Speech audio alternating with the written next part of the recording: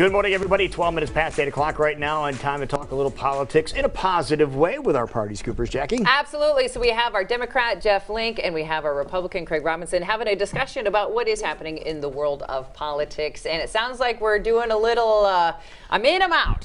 Shuffling the deck. The political shuffle has begun, huh? Which we kind of You know, for everyone who was excited yesterday that the field was shrinking, once again, it's getting bigger today. So we have Eric Swalwell, the congressman from California. Originally from Iowa.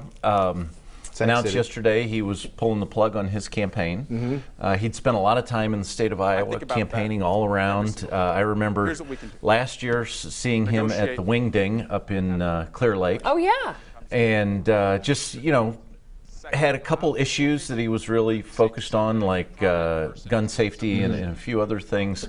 Just didn't quite take off in a field with 23 other choices. And so, but I think he helped himself. He's a very young guy. He's going to stay in Congress more than likely, and we'll see what happens. And you had an interesting observation, too, saying that being the first one to step away might be something that people are going to remember him by. Well, there are a lot of Democrats who say we just have too many candidates. And they like the field. They think we have some really interesting choices, but there's just too many. It's hard to sort through them all. And so if you're the first one out, people might remember you by saying, oh, well, this was a guy who got out early and didn't kind of hang on too long. Well, in these contests, it's a war of attrition. I mean, so if you're going to run for president, especially as someone that doesn't have national name ID, you have to, how do I get in this race, build something organically, but get known? And with the different parameters they put on these debates, the requirements for raising money, poll averages, all that stuff, it's hard for someone that doesn't have a national profile to run for president. Right. And so you're probably smart to, if it isn't going to happen, don't let us kick you out.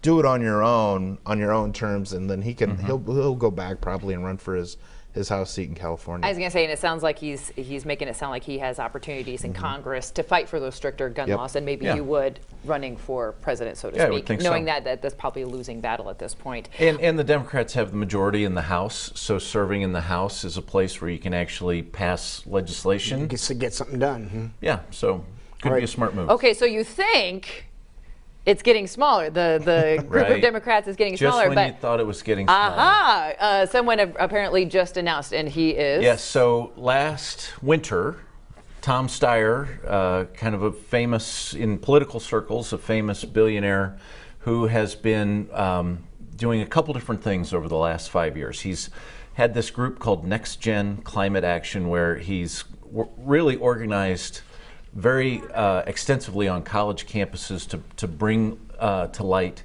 climate change as an issue. He shifted his focus in the last year to change from climate change to impeachment. He thinks we should impeach President Trump. And so last winter he said, you know what, I've thought about this, I'm not going to run for president. Fast forward to July, and he says, I think I'm in. Well, and he's probably in because he just watched 2 Democrat presidential debates.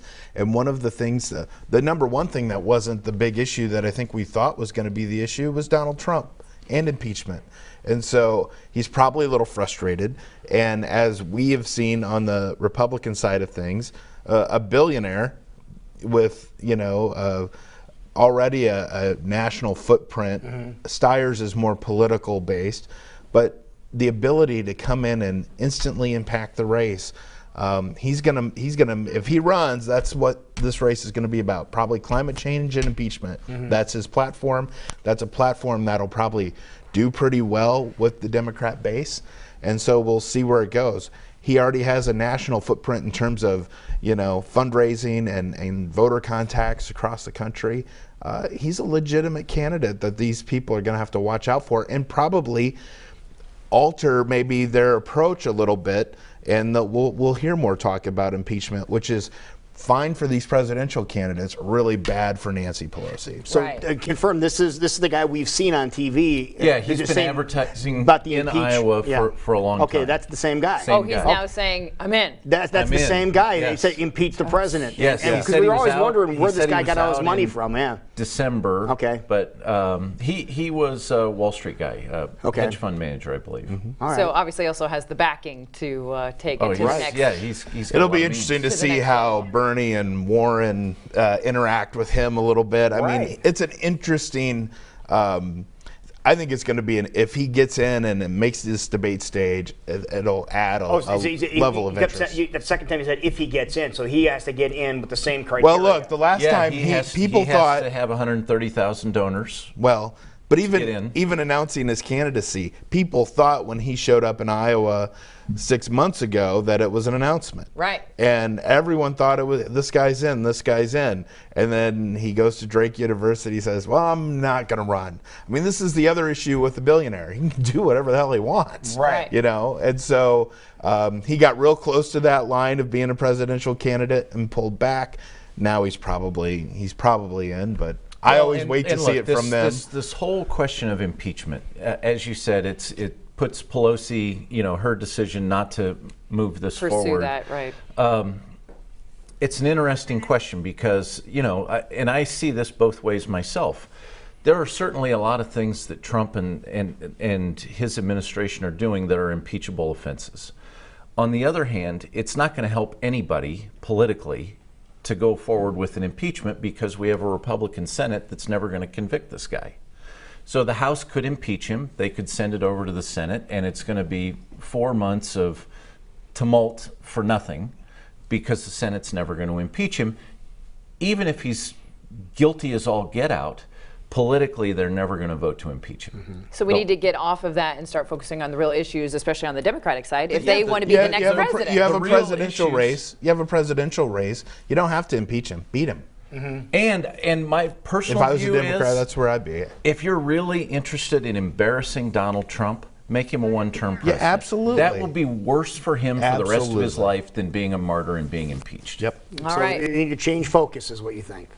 Yeah, I mean, what the Democratic candidates need to talk about is how do we raise incomes for the people who have been left behind by the economy that Trump likes to talk about, and by the New York Stock Exchange that he likes to talk about.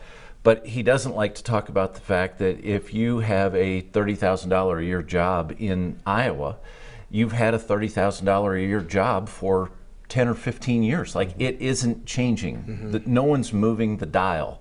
That's where we need to put our focus. If you could say to Iowans, look, here's the deal.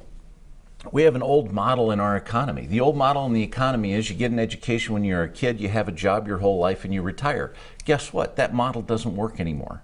So we need to change the way government interacts with people. And what we need to do is to say, okay, we're going to figure out not just how you get an education when you get out of high school, but how do you have an opportunity for lifelong learning? Because technology is changing things so rapidly, you have to adapt. Lou, you wanted maybe to be on the radio your whole life, but like things change, and so you've adapted to television. People have to adapt several times over their career, and no politician is talking about this, and I think it's a huge opportunity. Well, maybe you can ask some of the 23 that are still running, that are making their way through the state even today, that very question. Thank you, gentlemen, Yes, for joining thanks. us. Always enjoy talking politics, as you can see here every Tuesday on Iowa Live. You're watching CW Iowa 23. We'll be right back.